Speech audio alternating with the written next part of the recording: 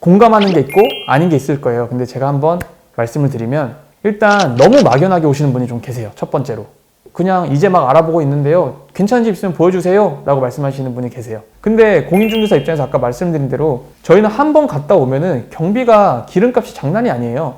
아무런 기준도 없이 그냥 봉사활동하는 것처럼 저희가 막연하게 좋은 집을 그냥 막 보여드린다? 쉽지 않습니다. 솔직하게 말씀드리면. 그래서 찾으실 때는 충분히 서칭도 해보시고 기준이 명확하게 좀 어느 정도 잡힌 상태에서 접근을 하시는 게 좀 좋을 것 같아요. 현장으로 오실 때는. 두 번째는 전철역 가까운데 프라이버시한 집을 찾아주세요. 모르시는 분들은 크게 왜? 라고 하실 수 있겠지만 사실은 이거는 굉장히 잘 안 맞는 말이에요. 만약에 전원주택 생활하는 분들의 기준이다. 그럼 차로 5분에서 10분 정도면 가깝다고 얘기를 합니다. 근데 도시 생활하시는 분들은 도보 거리를 말씀하시는 거예요. 이게 어폐가 좀 있습니다. 도보 5분 거리에 있는 전철이면은 굉장히 전철 소음이 납니다. 근데 프라이버시하다? 그리고 그 정도로 접근성이 좋은데 사람들이 아무도 없다? 이게 사실 말이 안 맞는 단어거든요. 이런 기준들을 조금 잡아가시면 좋을 것 같고요. 자, 그리고 세 번째는 굉장히 중요한 포인트입니다. 집의 디자인에만 꽂혀서 사시는 분들이 계세요.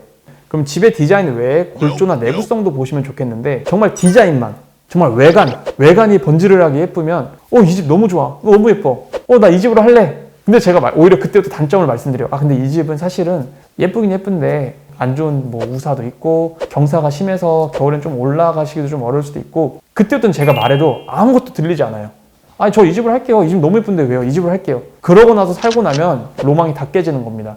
살다 보니까 비도 새고 단열도 안 돼 있고 내구성이 너무 안 좋은 거예요. 집이 날림집인 거죠. 집보다 무조건 땅을 보셔야 된다고 생각을 합니다. 그리고 그게 맞고요.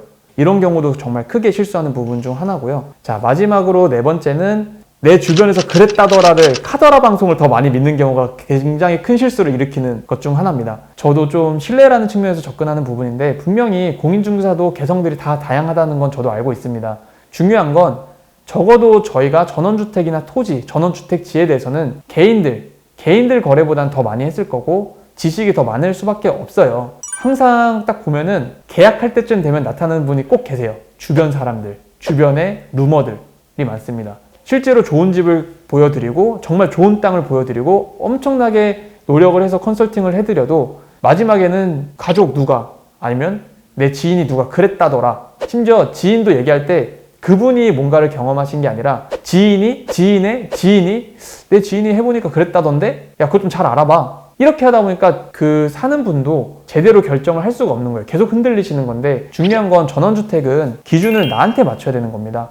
제가 만났던 고객은 이런 똑똑함을 좀 가지고 계시더라고요. 어떤 거였냐? 자, 나는 5가지 기준을 맞추면 계약을 하겠습니다. 2차선 도로에서는 어느 정도 접근성이어야 됩니다. 면수지나 병원이 있는 곳에서는 몇 분 정도, 차로 몇 분 정도면 거리가 돼야 됩니다. 강조망이어야 됩니다. 아니면 산조망이어야 됩니다. 경사도는 어느 정도여야 됩니다. 그래야 내가 겨울에 올라갈 때도 안정감 있게 운전을 할 것 같습니다. 버스 정류장은 어느 정도 거리에 있으면 좋겠습니다. 우선순위에서 이게 먼저고 이게 먼저입니다. 그러면 이게 충족이 되면 사실 이거는 한 30점 정도만 충족이 돼도 저는 이 집을 계약할 것 같습니다. 사셨을 때 만족도가 정말 높습니다. 이거는 제가 실제 경험한 사례고요. 지금까지도 너무나 만족하고 그분 집에는 손님이 항상 바글바글 합니다.